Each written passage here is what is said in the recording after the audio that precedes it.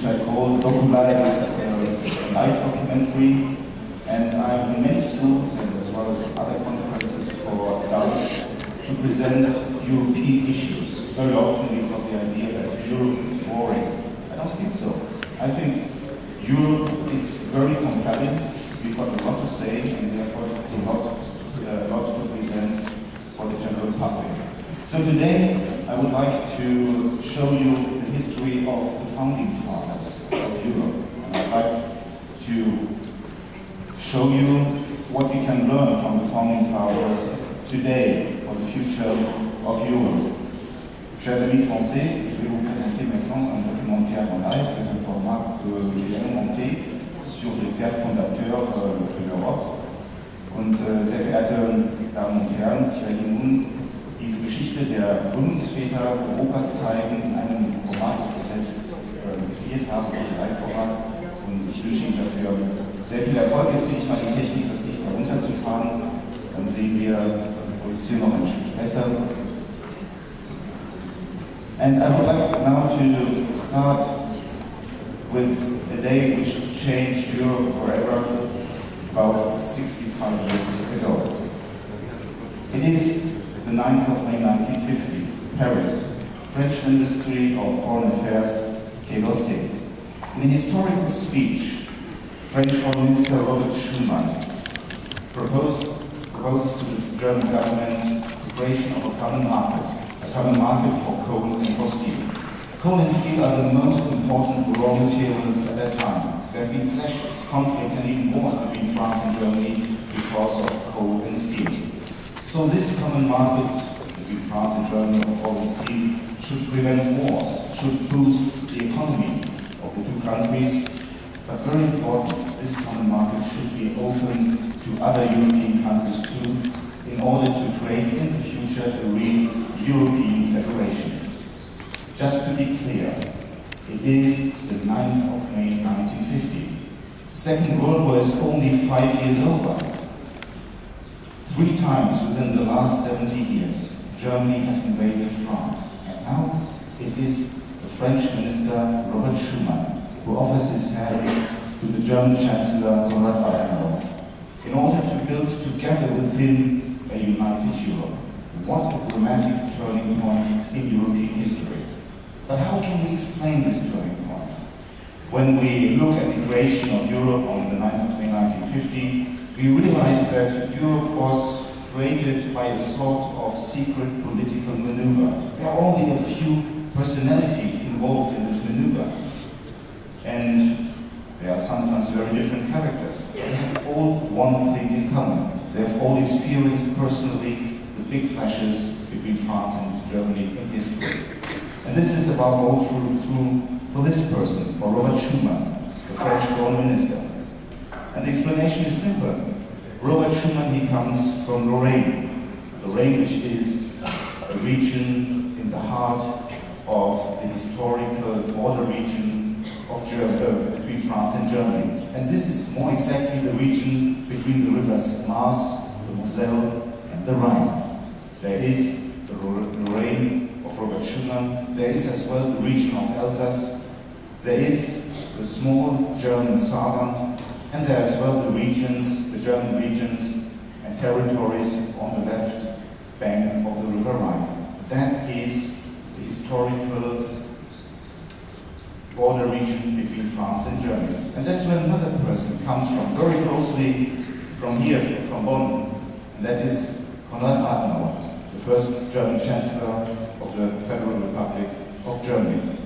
He is born on the 5th January in 1876 in Cologne, about 20-30 kilometers from here, from Bonn. And both Robert Schuman and Konrad Adenauer are children of the border region between France and Germany. Only 200 kilometers separate Cologne and Metz, the hometown of Robert Schuman. And both Cologne and Metz, and both regions, the Rhineland and Lorraine, are victim of the big clashes between France and Germany during the First World War. Especially today, in 2014, we have to remember what this First World War means It is a disaster. The European countries, the big powers, they lose their position in the world. And it is because of the shock of the First World War, this enormous bloodshed, that after the First World War, the first peace movements are created. And it is in the spirit of this peace movement that there are created as well, after the First World War, the first European movement. And everything starts with this man, Richard Nikolaus Coudenhove-Kalergi. Coudenhove-Kalergi is an aristocrat from Bohemia, a region in today's Czech Republic, and in 1923 he founds the Pan-Europa-Union, the Pan-European Union. This is the first organized European movement in the world. Coudenhove-Kalergi is a very young guy. He's sitting here on the sofa, 29 years old, when he founds the Pan-European Union. And despite his young age, he convinces many very important people in Europe for the European idea. Konrad Adenauer, Albert Einstein, all these personalities are members of the Pan-Europa-Union. And as well, this man, who's sitting on the left-hand side of Coudenhove-Kalergi. This is Aristide Briand, the French foreign minister of that time. In Berlin, he's got a very important partner, Gustav Stresemann, the German foreign minister. And both Aristide Briand and Gustav Stresemann, they campaign for a detente between France and Germany after the First World War. In 1926, they even get the Nobel Prize for their political efforts. The Franco-German reconciliation is so important for the peace in Europe. But unfortunately, the world, the economic crisis of 1929 and the takeover of Hitler and the Nazis in Germany in January 1933 made an end to all hopes of a durable peace in Europe and to a united Europe. There will be again a big war in Europe and in the world. The Second World War from 1939 to 1945. That's a picture in May 45 at the Brandenburg Gate in Berlin. That's how it looks like in most German cities. Even more, the whole of Europe is devastated. Only Great Britain seems to be the only European superpower to have survived the Second World War. And so it is the British who is going to relaunch the process of European integration after the Second World War. You know all this person he's here, normally you know him with his big cigars, Sir Winston Churchill, and he is here at the University of Zurich in September 1946. And in a historical speech, he calls on Germany and France to settle their conflicts and to work together. 4 months later, it is Sir Winston Churchill who founds one of the very first European movements in Europe after the Second World War, the so-called United Europe movement. And it is Sir Winston Churchill who creates the great emotional symbol of the European movements right after the Second World War. The European flag, a big red letter E on a white ground, also called the slip of Winston Churchill.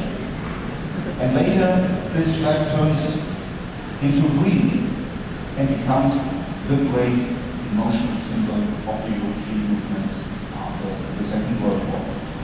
The creation of Europe, yes, everybody agrees on that. But how should Europe be designed?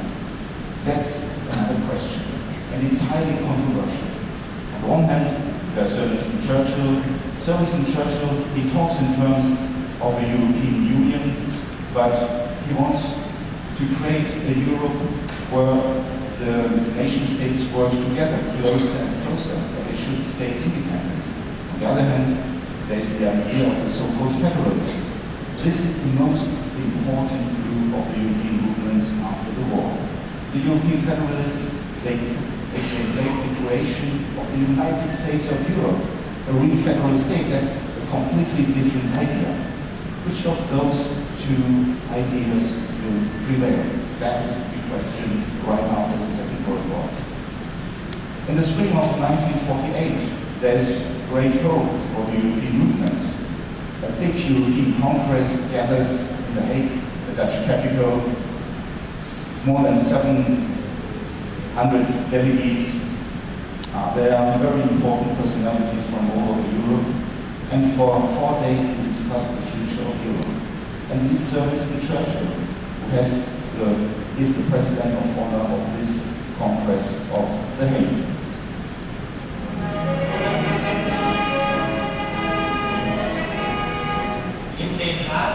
Der Pan-Europäische Kongress in Anwesenheit von Prinzessin Juliane und Prinz Bernhard von den Niederlanden. Winston Churchill präsidierte eine Versammlung von mehr als 700 Delegierten aus allen 16 Teilnehmerstaaten des europäischen Hilfsprogramms und der 3 deutschen Westzonen. Die deutsche Gruppe bestand aus rund 50 Teilnehmern. Ihre Mitarbeit in den Sitzungen und Kommissionen vollzog sich auf der Grundlage voller Gleichberechtigung. Auch ein Vertreter des Heiligen Stuhls und osteuropäische Exilpolitiker waren anwesend. Winston Churchill erklärte in einer programmatischen Ansprache, er erwarte mit Vertrauen den Tag, an dem die Vereinigung Europas als Ganzes erreicht wird. We cannot take anything less than the union of Europe as a whole, and we look forward with confidence to the day when that union will be achieved.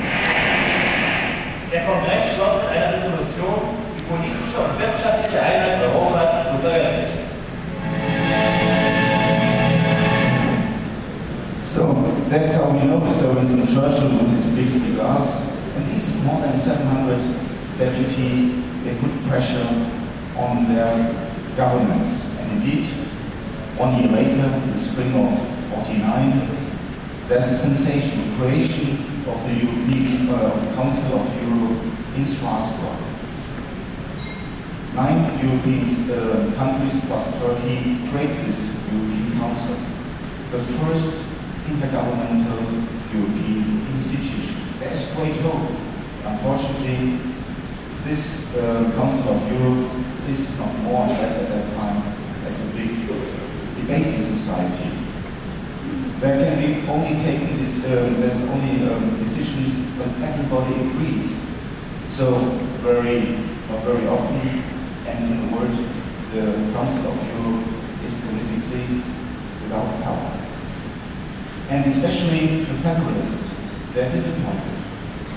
They claimed the creation of the United States of Europe, a real federal state. Europe has seen 2 world wars, and now the Europeans they only create such an institution which has no political power. Now it is the young students of the European federalists who rush to the Franco-German border, who protest, and they claim the creation of the United States of Europe. 3000 Studenten demonstrierten für die Vereinigten Staaten von Europa. Sie kamen aus 16 Nationen und überschritten ohne Formalitäten die französische Grenze, um nach Straßburg zu gelangen. Mit Transparenten und einer Resolution an den Europarat forderten sie die sofortige Schaffung eines geeinten Europäischen Staatenbundes. 800 der Teilnehmer kamen aus Westdeutschland.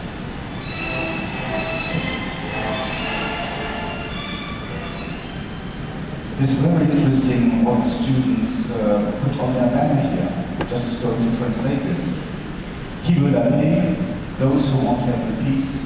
Veulent un transfert de souveraineté aux États-Unis d'Europe. Those who want to have peace want that the national rights of the European states are transferred to the United States of Europe.